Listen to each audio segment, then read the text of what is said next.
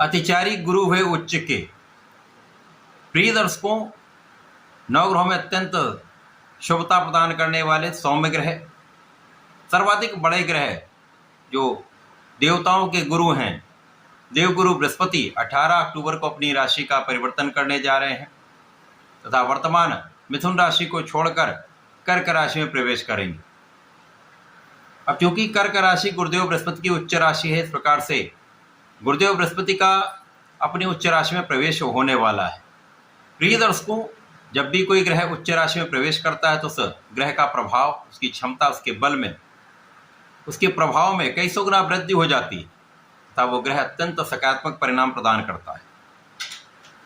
क्योंकि गुरुदेव बृहस्पति अतिचारी अवस्था में है, अर्थात इनका गमन अति शीघ्र हो रहा है, जिसके कारण इनका प्रभाव वैसे भी बढ़ा हुआ है।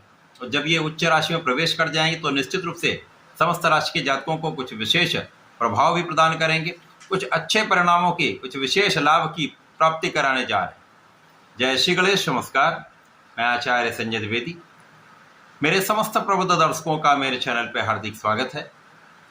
प्रिय दर्शकों, आज मैं सिंह राशि के लिए गुरुदेव बृहस्पति के उच्च राशि में प्रवेश से किस प्रकार का परिणाम प्राप्त होने वाला है, किन भावों में प्रबलता आएगी, इस समय में सिंह राशि के जातकों को कितना लाभ मिलेगा अथवा कहीं पर कोई अवरोध है या समस्या तो उसका क्या निराकरण, संपूर्ण विश्लेषण मैं पूर्ण तर्क के साथ करने जा रहा हूं।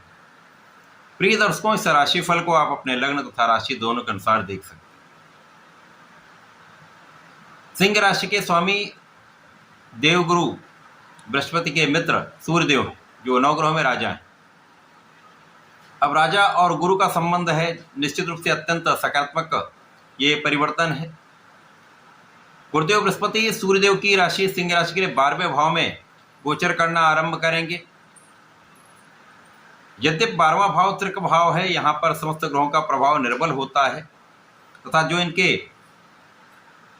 कारक भाव होते हैं उसमें कमी आ जाती है, परंतु गुरुदेव बृहस्पति 12वें भाव में अवश्य होंगे, अपनी उच्च राशि में होंगे तथा ये विपरीत राजयोग में होंगे, जिसके कारण सिंह राशि में गुरुदेव बृहस्पति 12वें भाव में होते हुए भी बलवान स्थिति प्राप्त कर रहे हैं तथा कुछ अच्छे परिणामों की प्राप्ति कराने वाले।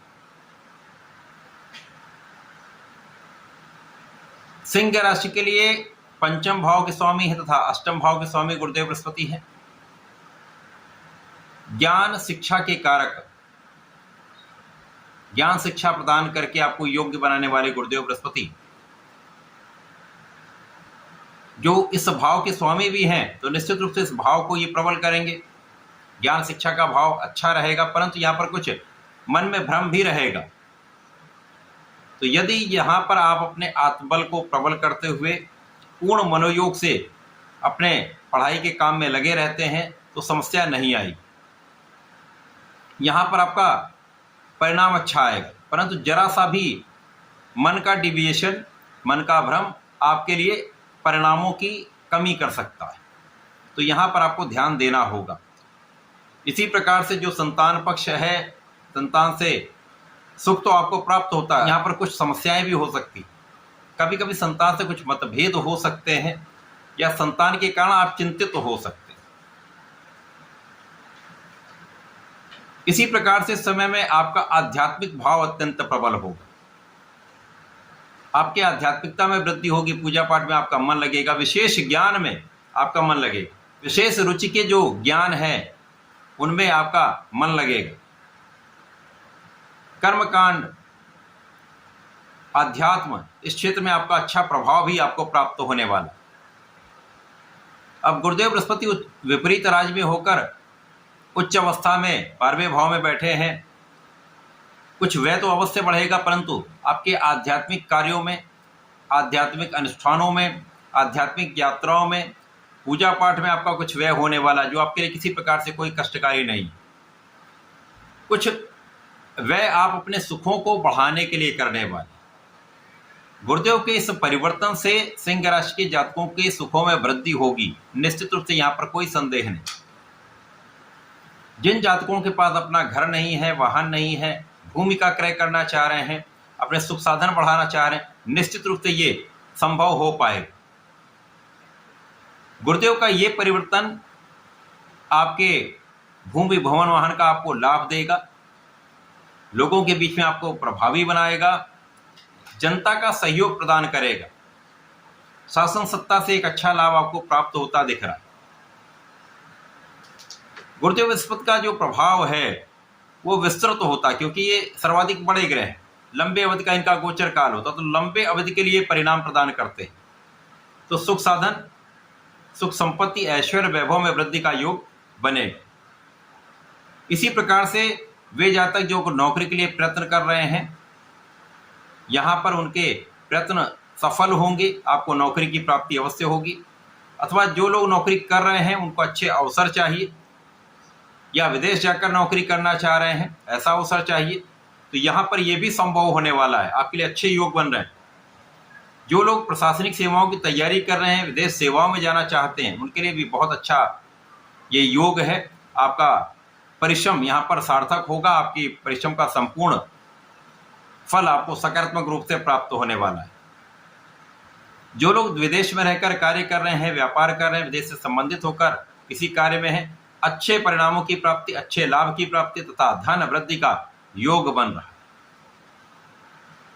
इस समय में आपका परिश्रम अच्छा होगा, परिश्रम का पूर्ण लाभ भी आप ले पाएंगे, भाई बहनों का सहयोग प्राप्त होगा, अच्छे मित्र का साथ मिलता है। यहाँ पर मित्र का सहयोग तथा मार्गदर्शन आपके लिए अच्छे परिणामों की प्राप्ति कराएगा। इसी प्रकार से इस समय में आपके शत्रुओं पर आपकी विजय होगी, ऋण से आप मुक्त होंगे तथा कानूनी समस्याओं में आपका पक्ष बलवान रहेगा, आप कानूनी समस्याओं में आप विजयी रहने वाले। ये समय व्यय अच्छे कामों में होगा, अनावश्यक कोई व्यय यहाँ पर नहीं होने वाला है।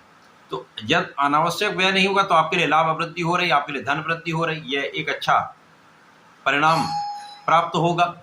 इस समय में गुरुदेव बृहस्पति का जो गोचर काल है उसमें चतुर्दशम का संबंध आपके भाग्य से भी है और भाग्य के स्वामी से भी इनका संबंध बन रहा है इस समय में।